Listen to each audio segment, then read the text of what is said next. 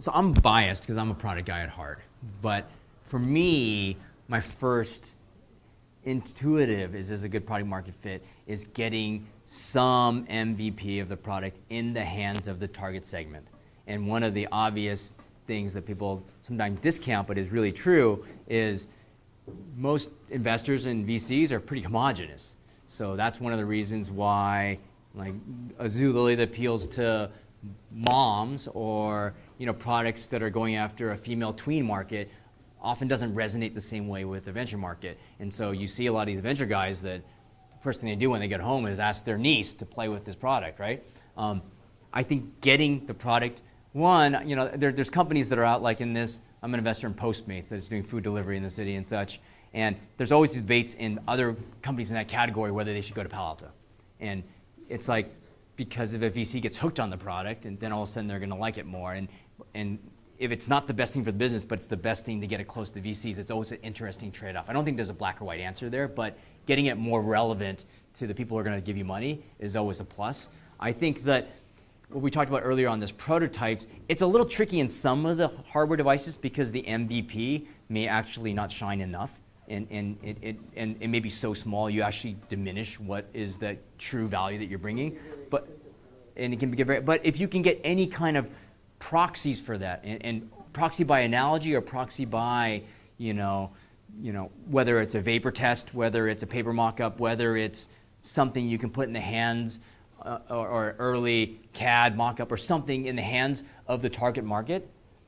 One of the things that I've noticed recently is kind of a rant of mine is I keep seeing hardware device companies that say, actually, we're a software play, that we're going to get into the market with this hardware device, but we're a SaaS company, and we got this big software thing, and we're in tooling right now, we're shipping next month, and I go, can I see the app? We haven't started yet. And in my head, I'm like, you're a software company pitching a software story, and you haven't started any software yet. It doesn't make any sense to me, right? I think that a lot of these hardware devices, if that's the play, could do a lot on the software side that is going to be much cheaper to kind of show product market fit, at least to the prospective investors. Like I love test flights, and I love, tinkering with stuff, and I love CAD cams and those kinds of things. That's not true of all investors, but I think that nothing beats getting the reaction of 100 strangers and their reaction to seeing or understanding the value that their product brings to the table. And a lot of people start with the technology side and say, well, I built this technology, I think people are going to love it, and have done no customer research. And you can do customer research really cheaply. I mean, you can do it on a shoestring. We used to do twice a week, drive to the train station, just draw it on a piece of paper, and what do you think of this? And just iteration after iteration of train station, user testing.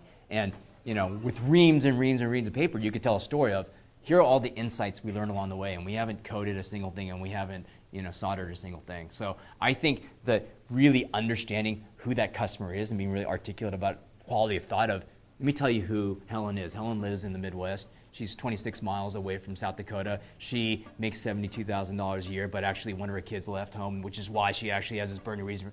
And understanding that customer insight of why they want to do their shopping through Stitch Fix instead of driving to the mall. Like, understanding that customer is not something that a lot of hardware, maker movement people who hack something together get. And I think that alongside of you have the best engineers in the building is what is going to resonate for people who know what they're doing on this early stage investing.